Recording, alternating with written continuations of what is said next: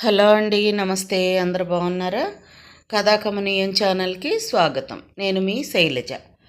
మనం ఈరోజు యండమూరి వీరేంద్రనాథ్ గారు రచించిన ప్రియురాలు పిలిచే నవల చదువుకుందామండి.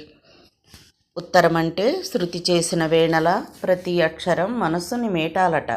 బ్రతుకు తీగ మీద మీ జ్ఞాపకం సరిగమలు వాయిస్తుంటే నేనొక గాఢమైన అలౌకిక ఆనందంలో మునిగిపోయి ఇదిగో ఇన్నాళ్లకు తేరుకుని ఉత్తరం వ్రాయటం మొదలుపెట్టాను. అప్పుడే రంగులద్దిన తడి తైలవర్ణ చిత్రంలా ఉంటుంది మీ జ్ఞాపకం. సెలయేరు పెదవి విప్పినట్లు, అలవోకగా పుప్పొడి రాలినట్లు ఉంటుంది మీతో గడిపిన సాయంత్రం. ప్రేమంటే ఘనీభవించిన ఒక అసంతృప్తి అనుకుంటా. సూర్యోదయాలు, చంద్రదర్శనాలు, శశిర జీర్ణపత్రాలు, విషాదంలో ఆనందం, ఆనందంలో విషాదం, వెన్నెల్ని కప్పే నల్లమబ్బు, చీకటికి ధవళవర్ణాన్ని ఆపాదించే మంచుతెర. ప్రేమంటేనే ఒక కాంట్రడిక్షన్ కదూ. ప్రతి కథ ఏదో ఒక పాయింట్ ఆఫ్ టైంలో ప్రారంభమవుతుందట. మరి మీ మీద నా ప్రేమ ఎప్పుడు ప్రారంభమైందో తన అక్షరాల్లోకి తానే వెళ్ళి వెతుక్కునే రచయితలా నేను వెళ్ళి శోధించాలి. బదులు తెలియని ప్రశ్నలకు సమాధానం కావాలంటే కాలం తలుపు తట్టాల్సిందే. కానీ ఎంతకాలం ఇలా? ఇక నేను ఆగలేను. వెన్నెల్లో కరిగిపోయిన ఆడపిల్ల ఆఖరి ఉత్తరానికి కంటి చివర జాలువారిన ఆఖరి నీటి చుక్క కూడా ఆవిరైపోయింది. గాలి గాలిగానే ఉంటుంది, వేణువు నుంచి రాగమై రవళించేదాకా. నీరు నీరుగానే ఉంటుంది, ఇంద్రధనుసు చివరి రంగుగా విరిసేదాకా. మాట, అనుభవం, జీవితం ఇలానే ఉంటాయి. ఆల్కెమీ తెలిసిన మీలాంటి మనిషి తీవెల్ని శృతి చేసేదాకా. ఏ దయార్ద్ర పవనగీతికా నయనమో చెమ్మగిల్లి మనం కలుసుకునే అవకాశం కల్పించడం లేదు. ఏ శీతల చంద్రికా కిరణ హృదయమో కరిగి మన సంయోగాన్ని వాస్తవం చేయడం లేదు. రేపు మధ్యాహ్నం ఫ్లైట్లో నేను వస్తున్నాను. తాజ్ ఇంటర్నేషనల్లో నా పేరున రూమ్ బుక్ అయి ఉంది. రాగానే ఫోన్ చేస్తాను. ఫోన్ చేసిన అరగంటలో మీరు నా దగ్గర ఉండాలి. మీరు రాకపోతే సరిగ్గా అరగంట తరువాత ఆత్మహత్య చేసుకుంటాను. మీ అనుజ్ఞ. వర్షం వెలిసి దాదాపు గంటయింది. కొబ్బరాకు మీద నిలిచిన వాన చినుకు వదల్లేక ప్రియుడిని వదులుతున్న ప్రియురాలిలా వీడ్కోలు చెప్పి నేలకు జాలువారింది.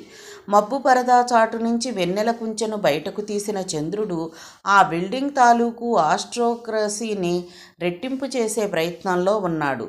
బయటి అందాల్ని పట్టించుకోకుండా శ్రీకళ్యాణి చేతిలోని ఫైల్ని తీక్షణంగా చదువుతూ ఉంది. మేనేజ్మెంట్ అకౌంట్స్ని ఆకర్షించినంతగా ఆమెను ప్రకృతి ఆకట్టుకోలేదు. మనిషికి మధ్య బంధం అనేది పరస్పర అవసరాల కోసం వ్యక్తులు ఏర్పరచుకునే అలౌక్యపు ముడి అని ఆమె గాఢంగా నమ్ముతుంది. ఆమె క్రింద జనరల్ మేనేజర్స్ నుంచి వర్కర్స్ వరకు దాదాపు 2000 మంది వివిధ కంపెనీల్లో పనిచేస్తూ ఉంటారు. కళ్యాణి గ్రూప్ తాలూకు పరిశ్రమల్లో ఉద్యోగం దొరకడం, అక్కడ పనిచేయటం అదృష్టంగా భావిస్తారు చాలామంది. శ్రీకళ్యాణి కాట్ మిల్స్ షేరు 10 రూపాయలది 150 పలుకుతోంది. కళ్యాణి తండ్రి ఆమె 5వ ఏటనే పోయాడు. ఆయన కోటీశ్వరుడు. ఆ తరువాత తల్లి 5 సంవత్సరాలకు పోయింది. కళ్యాణి ఆస్తి అంతటికీ ఆమె మేనమామ గార్డియన్ అయ్యి ఆమెను పెంచి పెద్ద చేశాడు. ఆమెకు 10 సంవత్సరాల వయసులో మేనమామకు పక్షవాతం వచ్చింది. 8 సంవత్సరాలు మంచం మీదే ఉండి మరణించాడు. అప్పటికి శ్రీకళ్యాణికి 18 ఏళ్ళు. మరణించే రోజే మేనమామ ఆమెను పిలిచి, అమ్మా, నా అంతం సమీపించింది. నీ తండ్రి నీకిచ్చిన ఆస్తిని అలానే నీకు అప్పగించి వెళ్ళిపోతున్నాను. అదొక్కటే నా సంతృప్తి. సత్యం అంటే ఆయన కొడుకు, సత్యాన్ని పెళ్లి చేసుకోమ్మా అన్నాడు. ఆమె కనుసైగతో డాక్టర్లు, నౌకర్లు బయటకు వెళ్ళారు. ఆమె అన్నది, మామయ్య, ఇంకొంచెం సేపట్లో నువ్వు కోమాలోకి వెళ్ళిపోతావు. ఆ తరువాత మరణిస్తావు. ఈ చివరి క్షణాల్లో ఒక చెవా. ఏంటమ్మా అది? నా వయసు 5 ఏళ్లప్పుడు నేనొక దృశ్యం చూశాను. నేను చూసిన ఆ దృశ్యం నిజమా కాదా అన్నది ఇన్ని సంవత్సరాలలో నేను తేల్చుకోలేకపోయాను. అది చెప్పగలిగేది నువ్వే మామయ్య, చెప్తావా? ఏమిటది? ఒక గదిలో మంచం మీద ఒక మధ్య వయస్కుడు పడుకొని ఉన్నాడు. మరో వ్యక్తి అతని మొహం మీద తలదిండు గట్టిగా నొక్కి పట్టుకున్నాడు. గింజుకుని మంచం మీద మనిషి చనిపోయాడు అని ఆగి 5 సంవత్సరాల వయసులో నేను చూసిన ఆ దృశ్యం నిజమేనా మామయ్య అంది. ఆమె మేనమామ చాలాసేపు మాట్లాడలేదు. మరణించే ముందైనా నిజం చెప్పు మామయ్య, అబద్ధం చెప్పి నన్ను నమ్మించటానికి ప్రయత్నించకు. ఆయన కళ్ళు పైకెత్తి నెమ్మదిగా అన్నాడు, నీ తండ్రిని చంపింది నేనేనమ్మా. పిడికిళ్ళు మూసుకుని ఆవేశాన్ని అణుచుకుంటూ ఆమె అలాగే నిలబడిపోయింది. ఆయన అన్నాడు, నన్ను క్షమించు తల్లి. నేను నా కుటుంబం వికారుల్లా వచ్చి మీ పంచన చేరాం. మీ నాన్నని చంపేసి ఆస్తి నేను సొంతం చేసుకోవాలనుకున్నాను. కానీ దేవుడు నాకు బుద్ధి చెప్పాడమ్మా. 8 సంవత్సరాలు పక్షవాతంతో మంచాన పడేశాడు. నా భార్యను తీసుకెళ్ళిపోయాడు. స్వామి సచ్చిదానంద తీర్థుల వారి సాక్షిగా చెప్తున్నానమ్మా. అందుకే ఆస్తంతా నీ పేర తిరగరాశాను. నా కొడుకు సత్యానికి ఏమీ మిగుల్చుకోలేదు. ఇప్పుడు నా మనసు నిశ్చింతగా ఉంది. ఈ విషయం కూడా నీకు చెప్పేసినందుకు మరింత తేలికైంది. 8 సంవత్సరాలు పక్షపాతంతోనూ పశ్చాత్తాపంతో బాధపడ్డాను తల్లి. నిజానికి సగం, అబద్ధానికి సగం కూడా మంచితనం అద్ది అవతలి వాళ్లను నమ్మించగలనన్న నమ్మకంతో మరణిస్తున్న అతని వైపు సూటిగా చూసింది. ఆమె చూపులు గుణపాలై అతని గుండెల్లోతుల్లోంచి నిజాన్ని తవ్వుతున్నాయి. ఆస్తంతా నా పేరు మీద మార్చి ఎంతకాలం అయింది మామయ్య? కాముగా అడిగింది. గత సంవత్సరమే కళ్యాణి. మరి 8 సంవత్సరాల నుంచి పశ్చాత్తాపడుతున్న వాడివి గత సంవత్సరం వరకు ఎందుకు ఆగావు? ఆయన జవాబు చెప్పలేదు. తిరిగి ఆమె అన్నది, నువ్వు చేసిన పాపం వల్లనే నీకు పక్షపాతం వచ్చిందని, ఆ పాప పరిహారం చేసుకుని దేవుడికి లక్షపత్ర పూజ చేయిస్తే కాలు చెయ్యి స్వాధీనంలోకి వస్తాయని 2 సంవత్సరాల క్రితం స్వామి సచ్చిదానంద తీర్థుల వారు నీకు చెప్పారు, అవునా? ఆయనలో జీవకళ తగ్గింది. ఇది నీకెలా తెలిసిందో కానీ నిజం తల్లి. ఆ పశ్చాత్తాపంతోనే ఆస్తి నీ పేరున తిరగవ్రాశాను. ఇప్పుడు నా పాపం పరిహారమైంది. స్వర్గం నన్ను పిలుస్తుంది. చావు మరో 10 క్షణాల్లో ఉన్నా కూడా నువ్వు మళ్ళీ ఆత్మవంచన చేసుకుంటున్నావు మామయ్య. స్వామివారు చెప్పిన వెంటనే నువ్వు ఆస్తి నా పేరున రాయలేదు. అంత ఆస్తి వదులుకోవడం నీకు కష్టమే కదా. మరో సంవత్సరం పాటు డాక్టర్ల చుట్టూ తిరిగి ఫలితం లేదని తెలుసుకున్నావు. ఈ లోపులో స్వామివారు ప్రతిరోజు నీలో పాపభీతి పెంచారు, నిన్ను భయపెట్టారు. ఇదంతా నీకెలా తెలిసింది? ఆమె ముందుకు వంగి లోతైన గొంతుతో అంది. దేవుడి భయం నీలో ప్రవేశపెట్టి నా ఆస్తి నాకు తిరగవ్రాయిస్తే 1,00,000 రూపాయలు ఇస్తానని శ్రీ శ్రీ శ్రీ సచ్చిదానంద తీర్థ స్వాముల వారికి ఆశ పెట్టింది నేనే. స్వామివారు కూడా నీలాగే డబ్బుకు అతీతులు కాదు మామయ్య. ఆయన అలానే చూస్తున్నాడు, కన్నార్పలేదు. ప్రాణం ఎప్పుడు పోయిందో తెలీదు.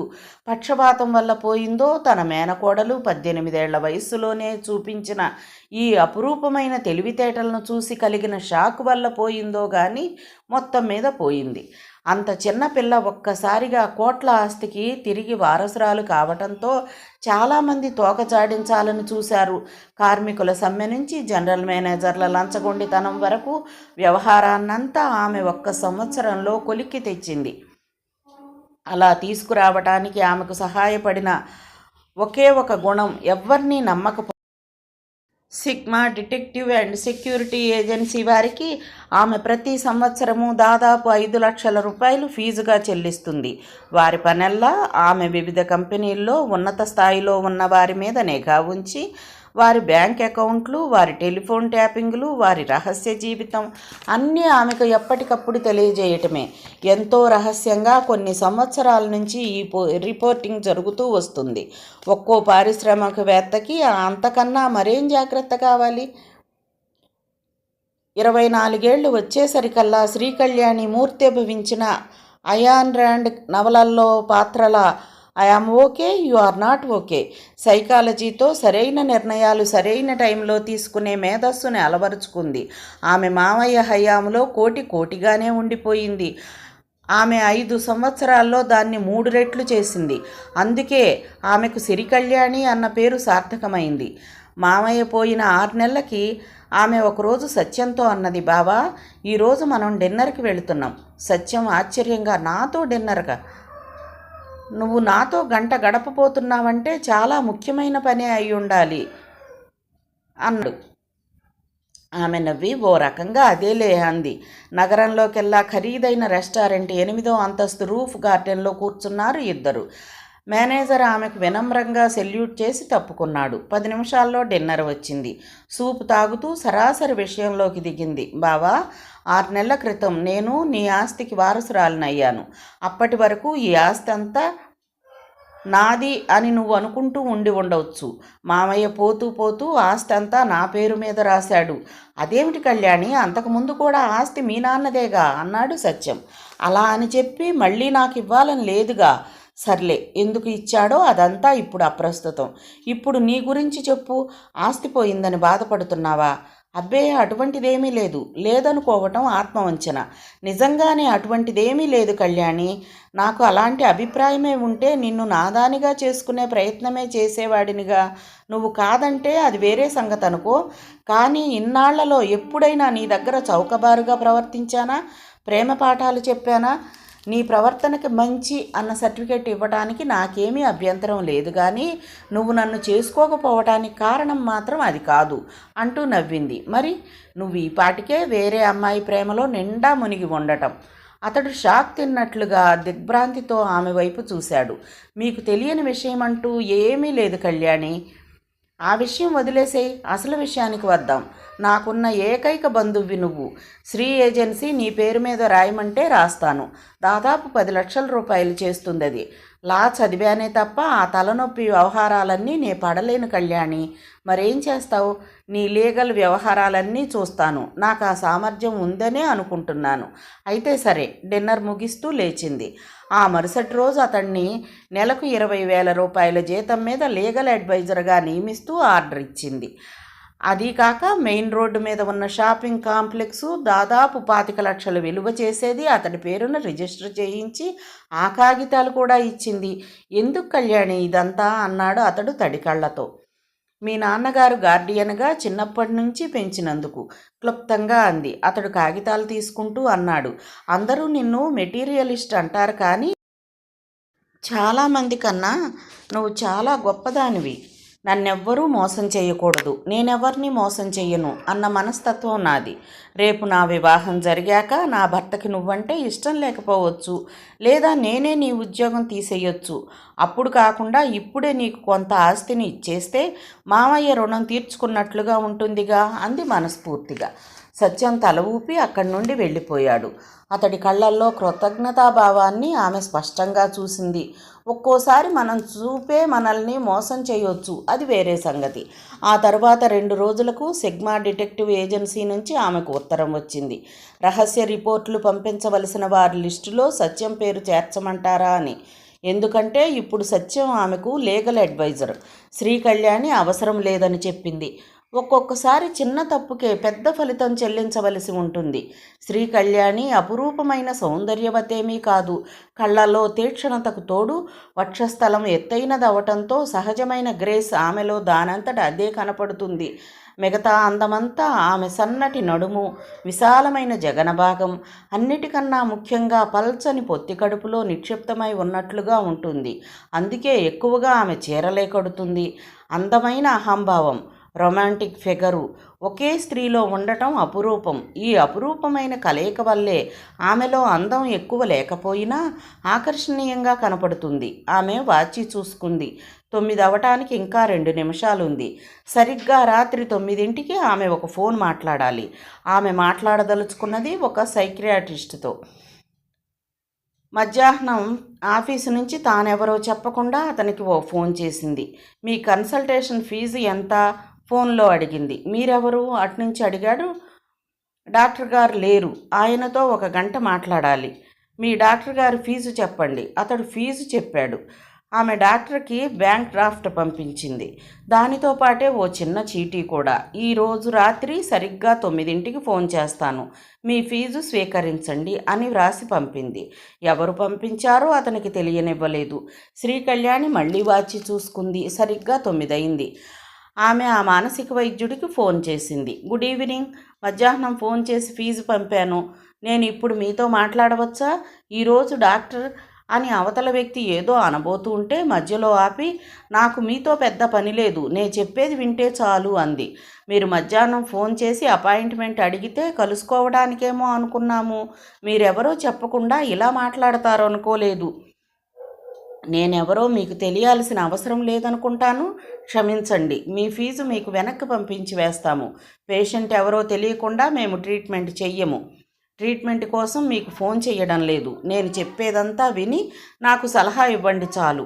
కానీ నేను చెప్పేది వినకపోతే ఇక నా డబ్బు వెనక్కి పంపనవసరం లేదు. మీరే ఉంచుకోండి, లేదా ఏ అనాథ శరణాలయానికో పంపండి. ఇదెక్కడి కర్మరా భగవంతుడా అనుకున్నాడు అవతలి వ్యక్తి. శ్రీకళ్యాణి అంది, ఇలాంటి పేషెంట్ దొరికిందేమిటి అనుకుంటున్నారా? మానసిక వైద్యుని దగ్గరకు ఇంతకన్నా దారుణమైన పేషెంట్లే వస్తారు కానీ. చెప్పండి అన్నాడు. ఆ మాటలకు శ్రీకళ్యాణి మొహం ఉక్రోషంతో కందిపోయింది.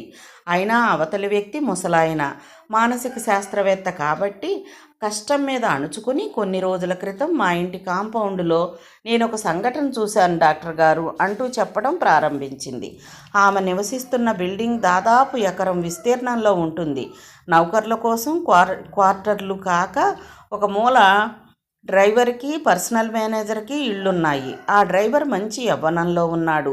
శ్రీకళ్యాణికి తోటలో తిరగటం అంతగా అలవాట్లేదు, కానీ ఏదైనా సమస్య వచ్చి నిద్రపట్టనప్పుడు ఆమె అలా తోటలోకి వెళుతూ ఉంటుంది. దానికో భావుకత్వం కానీ సందర్భం కానీ ఉండదు. ఆ రోజు అలాగే అర్ధరాత్రి సమయంలో ఆమె తోటలో తిరుగుతూ ఉంటే దూరం నుంచి సన్నని శబ్దం వినిపించింది. అటు నడిచింది. మోటారు బావి నుంచి కొబ్బరి చెట్లకు వెళ్లే నీటి కాలువ గట్టు పక్కన పొడవాటి రాయి మీద పడుకొని ఉన్నారు ఇద్దరు. డ్రైవర్, పర్సనల్ మేనేజర్ భార్య. పర్సనల్ మేనేజర్ భార్యకు 26 ఏళ్లుంటాయి. బాగా తెలుపు. ఇద్దరు అందంగా ఉంటారు. శ్రీకళ్యాణి చుట్టూ చూసింది. తిరిగి దృష్టి సారించింది. వారిద్దరూ ఎంతో సన్నిహితంగా ఉన్నారు. ఆమె చప్పుడు చేయకుండా వెనక్కి వచ్చేసింది. శరీరంలో ఏదో తెలియని ఆవేశము. రచయితలు రాసేటట్టు నైటీ నేల మీదకు జారవిడిచి బలంగా ఒళ్ళు విరుచుకోవాలనుకోవడము, అద్దంలో చూసుకోవాలనిపించడము అలాంటిదేమీ అనిపించలేదు. 16 ఏళ్ల వయసులోనే ఆమెకు ఒక మార్వాడీల అమ్మాయి స్నేహితురాలుండేది. వాళ్ళింట్లో ఒక 2 బ్లూ ఫిలిమ్స్ చూసింది. ఆ తరువాత నచ్చక మానేసింది. తనకు త్వరలోనే పెళ్ళవబోతుందని, ఇవన్నీ తను అనుభవించబోతున్నానని ఆమెకు తెలుసు. అయినా ఆమె ప్రపంచం అది కాదు. ఇంతకీ మీ సమస్య ఏమిటి? ఫోన్లో ఆమె చెప్పినదంతా విని ఆ విషయానికే వస్తున్నాను. చెప్పండి.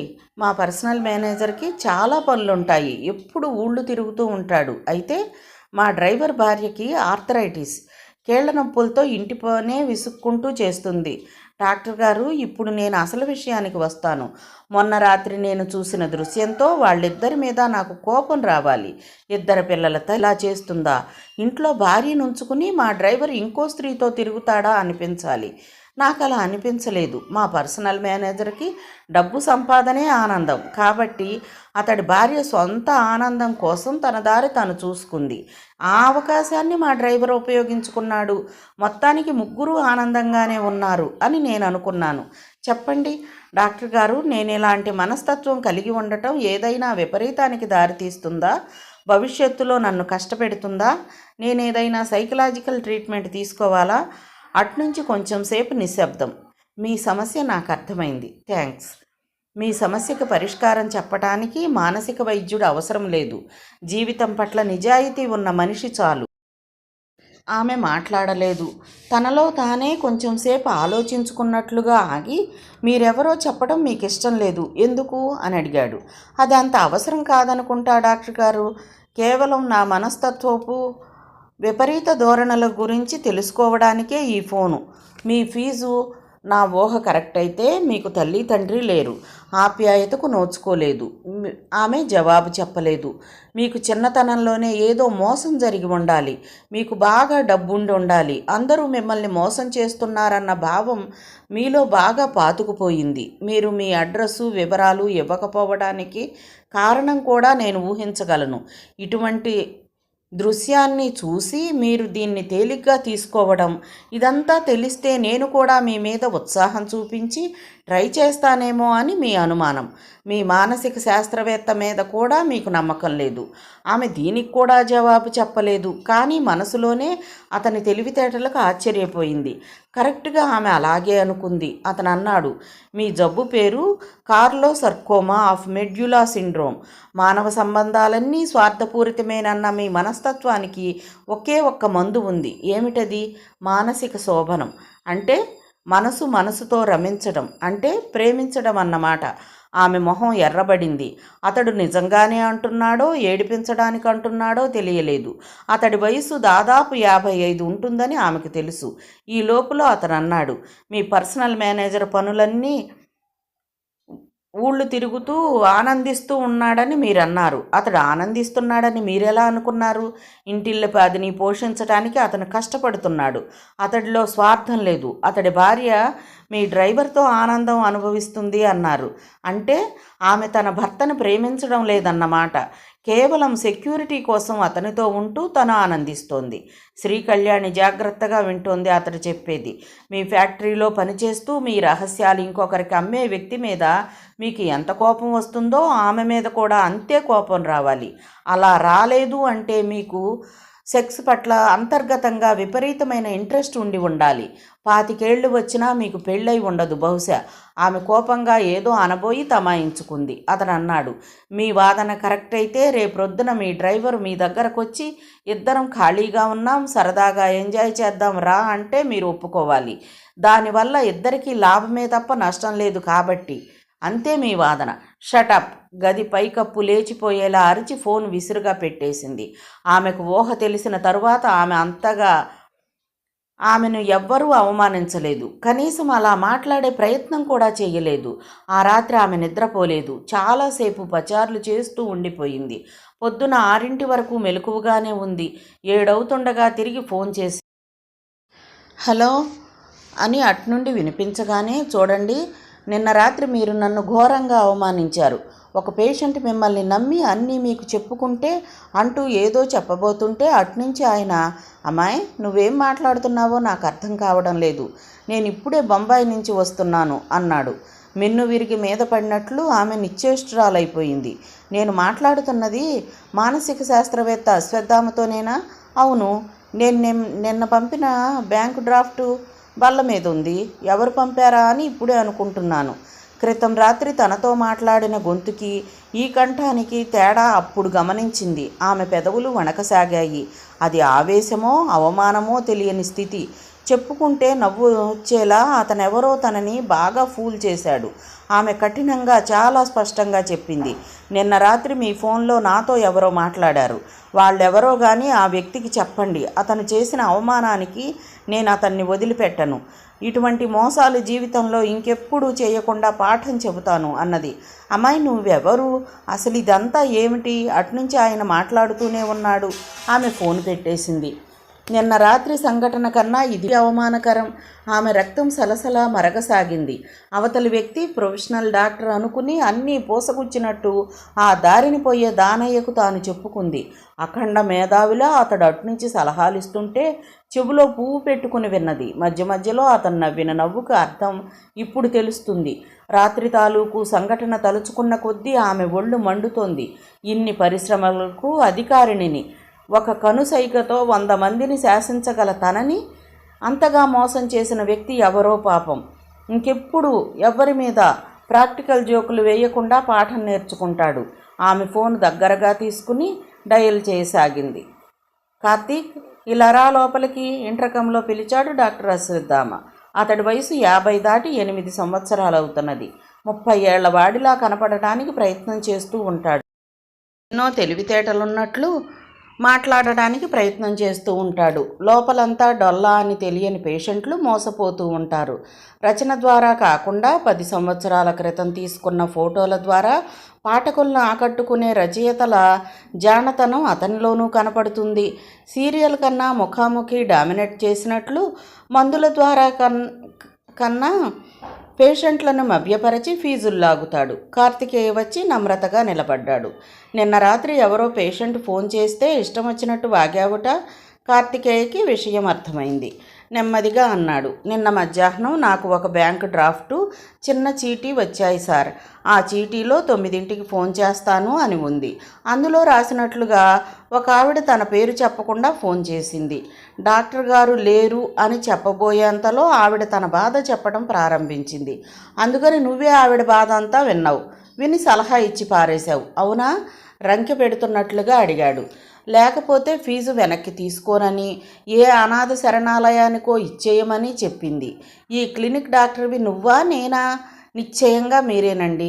నేను కేవలం office boy cum receptionist, coffee కుర్రాణ్ణి. మరి అటువంటప్పుడు ఎవరన్నా పేషెంట్ ఫోన్ చేస్తే నువ్వే డాక్టర్లా మాట్లాడడానికి నీ ఇష్టమేనా? కార్తికేయ ముఖం వాడిపోయింది. అయినా వాతావరణాన్ని తేలిక చేయటానికి అన్నట్లు దీనికి 2 కారణాలున్నాయి సార్. మొదటిది ఆవిడ నేను చెప్పే మాటలు వినిపించుకోకపోవటం.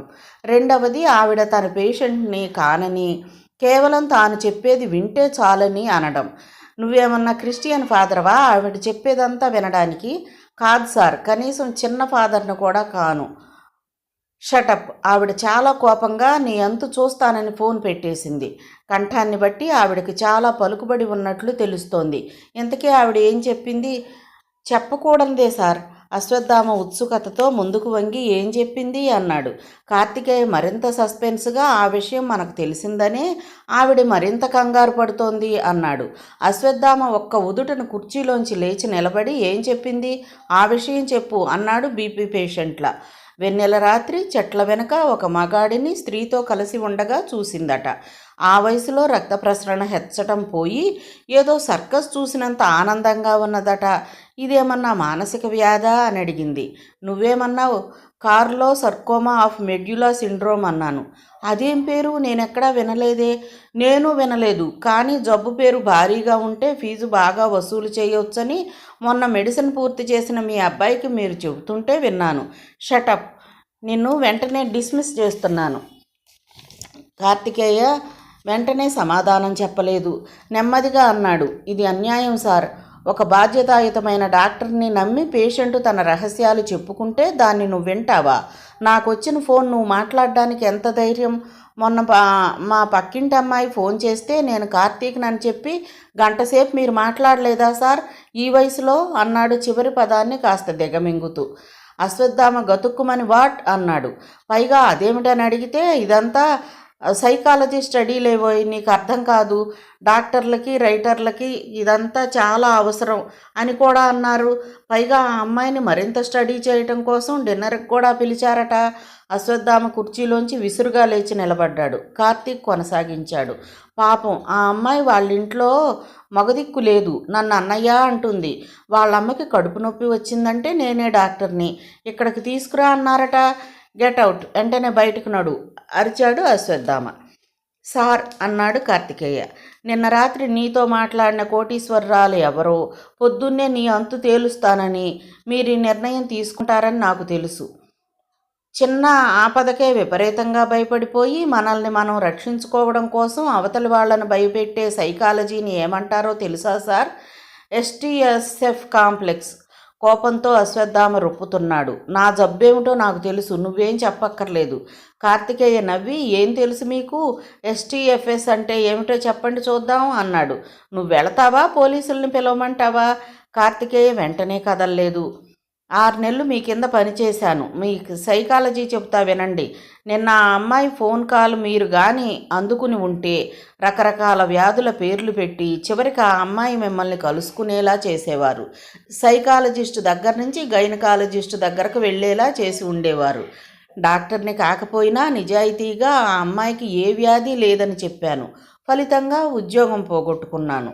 నో రిగ్రెట్స్ అని గుమ్మం దగ్గరకు వెళ్ళి తలుపు తీసి ఆగి వెనక్కి తిరిగి నెమ్మదిగా అన్నాడు. ఎస్సీఎఫ్ఎస్ అంటే ఎస్టీఎస్ఎఫ్ అంటే షాడో థ్రెడ్ స్నేక్ ఫియర్. తలుపు దగ్గరగా వేసి బయట కూర్చున్న పేషెంట్స్ని మనస్ఫూర్తిగా అభినందించి అతను బయటకు నడిచాడు. ఏంటి భాయ్ అన్నిసార్లు లెక్క పెడుతున్నావు అడిగాడు ఉస్మాన్. ఉద్యోగం పోయింది, చేతిలో ఉన్న డబ్బుతో ఎన్ని రొట్టెలు తిని ఎన్ని కప్పులు టీ తాగొచ్చా అని. వాళ్ళిద్దరూ స్నేహితులు. ఇంటికి పర్లాంగు దూరంలో ఉన్న హోటల్లో కూర్చొని ఉన్నారు. కార్తికేయ దూరంగా కనపడుతున్న తన ఇంటికేసి చూస్తూ, ఈ నెల రూమ్ రెంట్ కట్టాలి అన్నాడు స్వగతంగా. నిన్నటి వరకు జీతం ఇచ్చే పొమ్మన్నాడు, ఎందుకు అంత అకస్మాత్తుగా తీసేశాడు? ఒక అమ్మాయి వచ్చింది, నేనే డాక్టర్ని అని చెప్పి టెస్ట్ చేయాలన్న మిషతో రేప్ చేశాను. ఆ అమ్మాయి మన ముఖ్యమంత్రి రెండో భార్య కూతురట. ఆయన రౌడీలను పంపి క్లినిక్ని ధ్వంసం చేయిస్తాడేమోనని భయంతో నాకు ముందే ఉద్వాసన పలికాడు మా డాక్టర్. నేను చచ్చినా నమ్మను. నువ్వు జోకు అంత సీరియస్గా చెప్తావేమిటి బాయ్? నా ఉద్యోగం పోవడం జోకా? రేపటి నుంచి పస్తులుండబోవటం జోకా? నెల జీతం ఇచ్చాడన్నావుగా, ఏం చేశావు? ఖర్చు పెట్టేశాను. ఒక్క రోజులో ఏం ఖర్చు? అకౌంట్ రాయలేదు, గుర్తులేదు. టీ తాగుతూ భావరహితంగా సమాధానాలు చెబుతున్న కార్తికేయ వైపు ఉస్మాన్ చాలాసేపు చూస్తూ ఉండిపోయాడు. కార్తికేయ టీ ముగించాడు. నిశ్శబ్దాన్ని భంగపరుస్తూ ఉస్మాన్ అన్నాడు, నువ్వు చాలా గొప్పవాడివి బాయ్. కార్తికేయ నవ్వి, చాలా గొప్ప రహస్యం కనుక్కున్నావు, ఎందుకట అన్నాడు. నిన్న రాత్రి మీ ఇంటి గల ఆవిడకు మళ్ళీ కడుపు నొప్పి తిరగబెట్టి ఆపరేషన్ చేయవలసి వచ్చిందని ఆసుపత్రిలో చేర్పించి ఆ డబ్బు నువ్విచ్చావని రజియా సిస్టర్ చెప్పింది. అందుకని గొప్పవాడిని అయ్యానా? లేస్తూ అడిగాడు. లేదు బాయ్, ఒక లక్షాధికారి 1000 రూపాయలు దానం చేసినా అది 10 మందికి తెలియాలనుకుంటాడు. రేపేమవుతుందన్న ఆలోచన లేకుండా చేతిలో డబ్బంతా ఖర్చు పెట్టావు. అది కూడా గొప్ప అని నేను అన్ను, కానీ ఆ విషయం నాకు చెప్పడంలో నువ్వేమీ ఇంట్రెస్ట్ చూపించడం లేదు. అది గొప్ప అనుకుంటాం, కానీ మన గొప్పతనం అవతలి వాళ్ళు గుర్తించాలని అనుకోకుండా ఉండటమే అన్నిటికన్నా పెద్ద గొప్పతనం.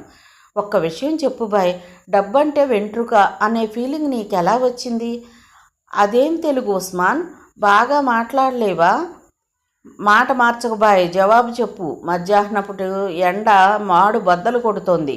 కడుపులో రొట్టె ముక్క ఆకలిని మరింత పెంచింది. 2 చేతులు జేబుల్లో పెట్టుకుని అతను రోడ్డు వైపు చూస్తూ నడక సాగించాడు. నా తండ్రి ఒక జమీందార్ ఉస్మాన్.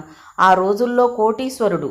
ఒక ఉంపుడుగత్తె మాయలో పడి ఆస్తంతా ఆమెకు రాసేశాడు. 10 సుదీర్ఘమైన సంవత్సరాలు అమ్మ దాదాపు బిచ్చమెత్తి నన్ను చదివించింది. ఒక్క పైసా నాన్న నుంచి తీసుకోలేదు. రోగాలతో బికారిలా తిరిగి వచ్చిన నాన్నని అమ్మలా ఆదరించింది. నిజమైన ప్రేమంటే ఏమిటో అప్పుడే నాకు తెలిసింది ఉస్మాన్. నువ్వేం చదువుకున్నావు? అమ్మా నాన్నల జీవితాలని కొంచెం అర్థమయ్యేలా చెప్పు బాయ్. డబ్బుతో ప్రేమను కొనుక్కోవచ్చు అనుకున్న నాన్న హీనంగా బ్రతికాడు. ప్రేమతో మనిషిని ఆకట్టుకోవచ్చు అనుకున్న అమ్మ మహారాణిలా బతికింది. జీవితంలో మనిషి నేర్చుకోదగ్గ పాఠం ఇంతకన్నా వేరే ఏమి ఉంటుంది ఉస్మాన్? ఉస్మాన్ కాస్త తటపటాయించి, పూర్వకాలం జమీందారులకు ఇవన్నీ మామూలే అనుకుంటాను, ఇలా అంటున్నానని ఏమీ అనుకోకు అన్నాడు. ఆ రోజుల్లో మా దివాణంలో రోజు 50 విస్తర్లు లేచేవి. అమ్మ దగ్గరుండి వంట పర్యవేక్షించేది. ఓసారి చీర చెంగంటుకుని మొహంతో సహా ఒళ్ళంతా కాలిపోయింది. అప్పటి వరకు ప్రేమగా ఉన్న నాన్న అమ్మ సంసార సుఖానికి పనికిరాకపోవటంతో పక్కదారి పట్టాడు. ప్రియురాలి చిన్న పిలుపు కోసం ఆస్తంతా ఖర్చు చేసి బికారయ్యాడు. మా ముస్లిమ్స్లో అయితే 2 పెళ్ళిళ్ళు నేరం కావు. నేను మతం గురించి చెప్పడం లేదు, మనస్తత్వం గురించి చెబుతున్నాను. కార్తికేయ సాలోచనగా అన్నాడు. జీవితంలో ఒకరిని ప్రేమించాక మరొకరి వైపు దృష్టి ఎలా పోతుంది ఉస్మాన్? అవతలి వారికి కాస్త రుగ్మత రాగానే ప్రేమ అంతమైపోతుందా? ఏమో, నాకైతే ప్రేమకున్న విలువ ఇంకా దేనికి లేదనిపిస్తుంది. అందుకే డబ్బంటే అసహ్యం నాకు. ఈ ప్రపంచంలో డబ్బు తప్ప మరేమీ లేదని, డబ్బు కోసం మనిషి ఎన్ని నీచాలైనా చేస్తాడని ఇదిగో ఇన్ని రిపోర్ట్లు రుజువు చేస్తున్నాయి, అవునా? అంది శ్రీకళ్యాణి టేబుల్ మీద ఫైలు పడేస్తూ. Sigma detective agencies director Pratap Reddy మాట్లాడలేదు. ప్రతి 3 నెలలకు ఒకసారి శ్రీకళ్యాణి తాలూకు వివిధ కంపెనీల్లో పనిచేసే అధికారుల చీకటి చర్యల మీద రిపోర్టు ఆయన స్వయంగా ఆమెకు అందజేస్తాడు. దాదాపు 10 మంది ఉన్నతాధికారులు ఆమె కంపెనీల నుంచి ఏ విధంగా మోసం చేసి సొంతంగా లాభపడుతున్నది ఆ రిపోర్టుల్లో ఉంది. మీరు నాకో విషయం ఇన్వెస్టిగేట్ చేసి చెప్పాలి అన్నదామె. ఏమిటి? మానసిక శాస్త్రవేత్త అశ్వత్థామ తెలుసుగా. ఆ ముసలోడా, వాడికి ఓనమాలు తెలియవు. 4 అమెరికన్ డిగ్రీలు పెట్టుకుని ఫీజులు వసూలు చేస్తాడు. అతని గురించి మనకు అనవసరం. అతని దగ్గర ఓ అసిస్టెంట్ ఉంటాడు. అశ్వత్థామ లేనప్పుడు ఫోన్లు అందుకుంటాడు. రాత్రిళ్ళు బహుశా ఆ క్లినిక్లోనే ఉంటాడనుకుంటా. అతని గురించి వివరాలు కావాలి, పేరుతో సహా. ఎందుకు అని అడగలేదు ప్రతాపరెడ్డి. సిగ్మా ఏజెన్సీ ఇటువంటి విషయాల్లో ఎక్కువ వివరాలు అడగదు, ఫీజు అడుగుతుంది. ప్రతాపరెడ్డి లేస్తూ, వీలైనంత తొందరలో నువ్వు అడిగిన వివరాలు పంపిస్తానమ్మాయి అన్నాడు. అతను వెళ్ళిపోయాక ఆమె ఫైలు తీసుకుంది. దూరంగా ప్రహరీ గోడ అవతల ఎవరో స్త్రీ ఏడుస్తుంది.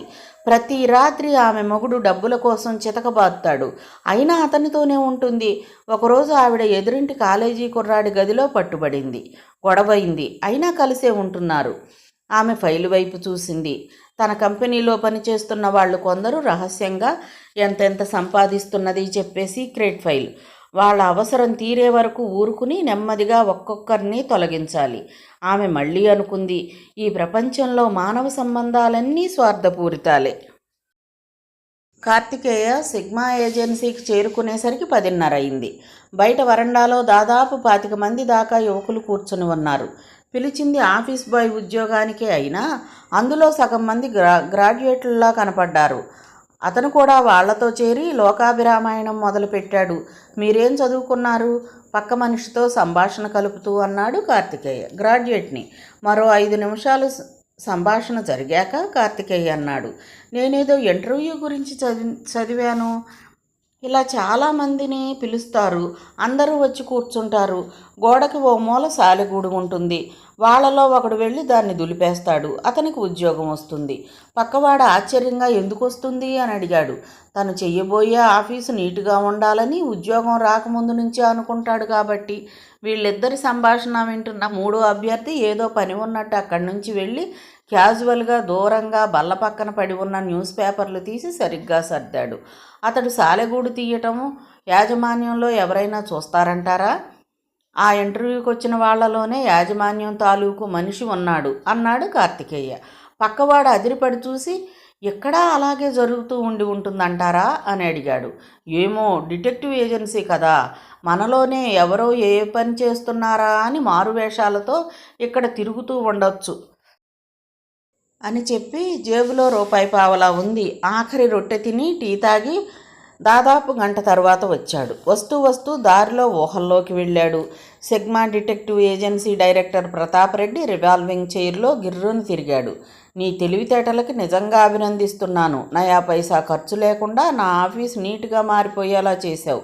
నిన్ను వెంటనే నా సిగ్మా డిటెక్టివ్ ఏజెన్సీలో 400 రూపాయల జీతం మీద ఆఫీస్ బాయ్గా నియమిస్తూ ఉత్తర్వులు జారీ చేస్తున్నాను. Thank you sir. కాలికి రాయి కొట్టుకోవడంతో ఈ లోకంలోకి వచ్చాడు కార్తికేయ. సిగ్మా ఏజెన్సీ ఎత్తైన భవనం దాదాపు నిర్మానుష్యంగా ఉంది. అతనికి ఆశ్చర్యం వేసింది. గంటలో అంతమంది అభ్యర్థుల ఇంటర్వ్యూ ఎలా పూర్తయింది అని. నెమ్మదిగా లోపలికి వెళ్ళాడు. రిసెప్షనిస్ట్ కుర్చీ ఖాళీగా ఉంది. అసలు అక్కడ ఏమైందో ఏమిటో వివరాలు ఎవరినైనా నౌకర్ని అడుగుదామనుకున్నాడు. కానీ నౌకర్లే లేక ఈ ఉద్యోగానికి తమనే వీళ్ళు ఇంటర్వ్యూకి పిలిచారు అని గుర్తొచ్చింది. మరో 5 నిమిషాలు అలాగే నిలబడ్డాడు. రిసెప్షనిస్టు ఏ పని మీద వెళ్ళిందో అర్థం కాలేదు. ఏం చెయ్యాలో తోచలేదు. ధైర్యం చేసి డైరెక్టర్ అని వ్రాసి ఉన్న తలుపు తెరుచుకుని లోనికి ప్రవేశించాడు. లోపల ప్రతాపరెడ్డి అటూ ఇటూ పచార్లు చేస్తున్నాడు. అతను విసుగ్గా కోపంగా ఉన్నట్లు చూడగానే తెలిసింది. ఎవరు నువ్వు అని అడిగాడు. ఇంటర్వ్యూకి వచ్చాను సార్. బయట ఎవ్వరూ లేరు నమ్రతగా అన్నాడు. 11ంటికి రమ్మంటే ఇప్పుడా రావటం? 11ంటికే వచ్చాను సార్. చాలామంది ఉన్నారు, లిస్టు లాంటిది ఏమీ లేదు. కాబట్టి నా వంతు వచ్చేసరికి ఎలాగైనా గంట పడుతుంది అనుకున్నాను. ఓహో, టైం వాల్యూ అంత తెలిసిన వాడివన్నమాట. కార్తికేయ మాట్లాడలేదు. అంతలో ఫోన్ మోగింది. ప్రతాపరెడ్డి వెళ్ళి కుర్చీలో కూర్చుని రిసీవర్ ఎత్తి హలో అన్నాడు. అట్నుంచి వస్తున్న స్వరం వినగానే ఆయన కుర్చీలో కాస్త సర్దు కూర్చుని చెప్పండమ్మా కళ్యాణి అన్నాడు. అట్నుంచి ఏం వినిపించిందో తెలియదు. ప్రతాపరెడ్డి ముందుకు వంగాడు. నువ్వు చెప్పాక ఇంకా ఎంత ఆలస్యమా? మా వాళ్ళు మొత్తం రిపోర్ట్ తయారు చేశారు. ఆ కవర్ నా టేబుల్ మీద ఉంది. ఆ అశ్వత్థామ దగ్గర సెక్రటరీలంటూ ఎవ్వరూ లేరు. ఒక కుర్రాడెవరో ఉంటే వాడిని నిన్నే ఉద్యోగంలోంచి తీసేశాడు ఆ డాక్టర్. చెప్పమ్మా, ఆ ఏరియా ఇన్స్పెక్టర్ మనవాడే.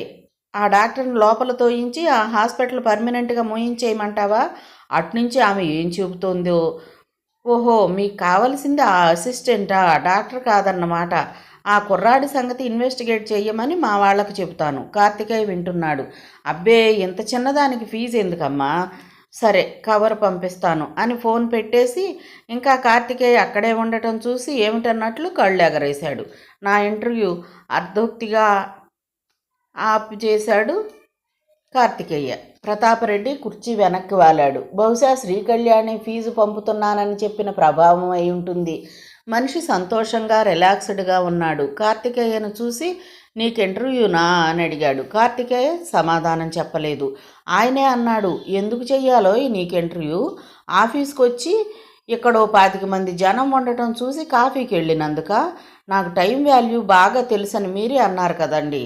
అనలే కార్తికేయ, ఎలాగో ఓలా ఉద్యోగం సంపాదించాలి, లేకపోతే రేపటి నుంచి తిండి ఉండదు వినయంగా అన్నాడు. ఎక్కువ మంది జనం అప్పటికే బయట హాలంతా పాడు చేస్తున్నారు. వాళ్లల్లో నేను కూడా ఎందుకని బయటకు వెళ్ళి వచ్చాను. ప్రతాపరెడ్డి మొహంలో భావాలు మారాయి. వెరీ గుడ్, నువ్వు నాకు నచ్చావు, వెంటనే జాయిన్ అవ్వు అన్నాడు. ఈసారి ఆశ్చర్యపోవడం కార్తికేయ వంతైంది. వాళ్ళందరినీ పొమ్మన్నాను. 5 నిమిషాల్లో అందరినీ ఇంటర్వ్యూ చేసి వెళ్ళిపోమ్మన్నాను. ఎందుకో తెలుసా? తెలీదన్నట్లుగా తలూపాడు. మొత్తం అంతా కంగాళీ చేసేశారు. ఎక్కడివక్కడ నీట్గా సర్దేశారు. సాలెగూళ్ళు దులిపేశారు. ఇదంతా ఈ ఉద్యోగం కొట్టేయడానికి ప్రయత్నం చేశారా అని అడిగితే ప్రతి ఒక్కడు నేనంటే నేను అని ఉత్సాహపడ్డారు. అందరినీ ఒక్క అరుపుతో గెటౌట్ అని అరిచి పంపించేశాను. నన్ను అడగకుండా, నా అనుమతి లేకుండా నా ఆఫీస్ సర్దుతారా? అన్నీ కెలుకుతారా? కార్తికేయ నిశ్శబ్దంగా ఉన్నాడు. నువ్వు ఈ క్షణం నుంచే ఉద్యోగంలో చేరు. ముందు ఆ ఫ్లాస్క్లో కాఫీ పోసివ్వు. కార్తికేయ కాఫీ కప్పులో పోస్తుండగా ఆయన కొనసాగించాడు. నాకు నా ఆఫీసు ఆల్ఫ్రెడ్ హిచ్కాక్ సినిమాలా ఉండాలి. అందరి ఆఫీసుల్లో ఉంటే కస్టమర్లు రారు. డిటెక్టివ్ ఏజెన్సీ ఆఫీసు ప్రత్యేకంగా ఉండాలి అని నాకు స్కాట్లాండ్ యార్డ్లో చెప్పారు. అందుకే ఈ సాలెగూళ్ళు, అస్తవ్యస్తమైన టేబుల్స్ వగైరా. ఒక డిటెక్టివ్ ఏజెన్సీ దగ్గర కస్టమర్ వచ్చేటప్పుడు అతని మానసిక పరిస్థితికి తగ్గట్టుగా ఈ ఆఫీసు వాతావరణం ఉండాలి కదా.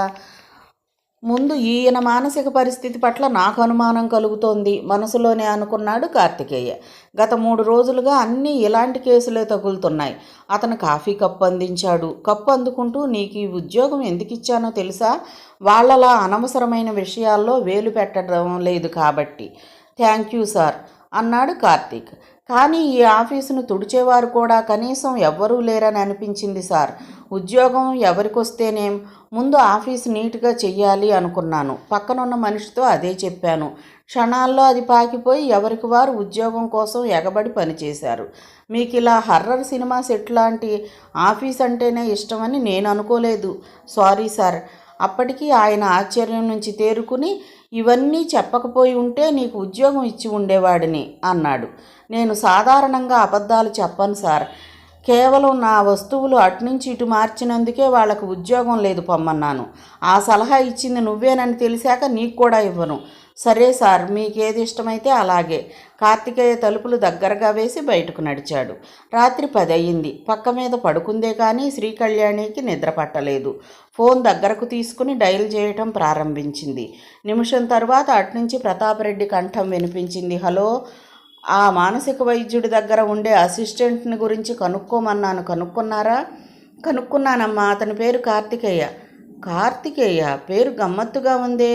ఆ డాక్టర్ లేనప్పుడు ఫోన్లు ఎత్తేది అతనే. ఆ తర్వాత అక్కడ ఉద్యోగం మానేశాడట అతను. ప్రస్తుతం ఖాళీగా ఉన్నాడా? అతని మాటలు మధ్యలోనే ఖండిస్తూ అంది.